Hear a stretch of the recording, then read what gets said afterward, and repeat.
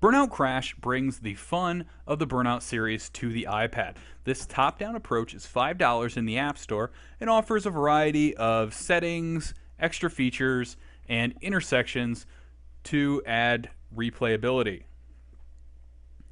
There are 6 various locations, from farms and airports to beaches and Roswell, and inside each there are 3 intersections. As you can see in the upper left of the screen, there are different intersection types that add to the ability to replay a game that is essentially crashing and swiping. There are 3 game types. In Rush Hour, you basically need to create tons and tons of damage.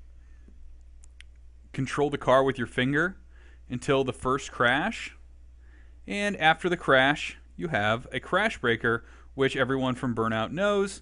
Push on it and it will explode the car. But you're not done. Swipe your finger across the screen to send the car flying into other cars, into buildings, to rack up damages. There's different gameplay and sounds, so you get some good explosion effects. And if you do enough damage, you'll activate some slot machine sounds. In Pile Up, you have extra objectives to do, but the big idea here is to crash as many cars as possible and keep them on screen. If you keep the cars on screen long enough, you'll be able to eventually crash them and set them on fire in Inferno mode, which you see in the upper corner. You have a ×4. Every time a car leaves the screen without being blown up, you lose your multiplier. So this will impact your score.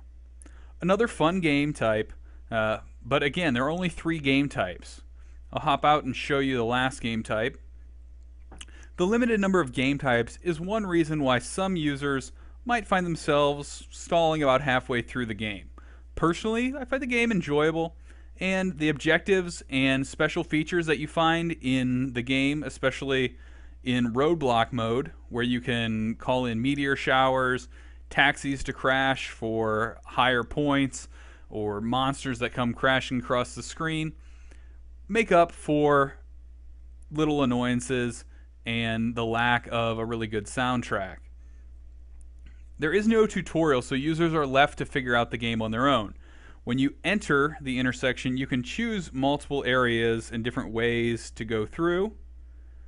And in areas where there are holes, like I just went down, there are new ways, and you can kind of start over and go back in to cause damage. Here you see we've done 1 multiplier, so we have an objective to take out a taxi to earn extra points. If we keep playing and rack up enough damage, we'll start a meteor shower. So we'll play here for a minute to get that going. You can destroy buildings, you can destroy cars, buses. There's lots of things to destroy. A lot of times you'll find objectives to destroy sports cars like you see down here. There's an ambulance that's coming on the screen now, and ideally I want to clear a path for it to make the meteor shower have more impact. I wasn't able to do that, but here you can witness one of the extras, a meteor shower that really does tons of damage. Here you can blow up planes.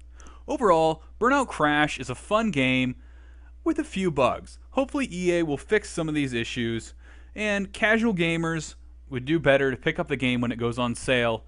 EA has a tendency to offer games on sale for 99 cents on a regular basis. I don't think it'll be too long before we see EA offering Burnout Crash for $1. This is Josh Smith with GottaBeMobile.com showing you Burnout Crash for the iPad and iPhone. The final special feature, Plain Crazy, will add to the destruction.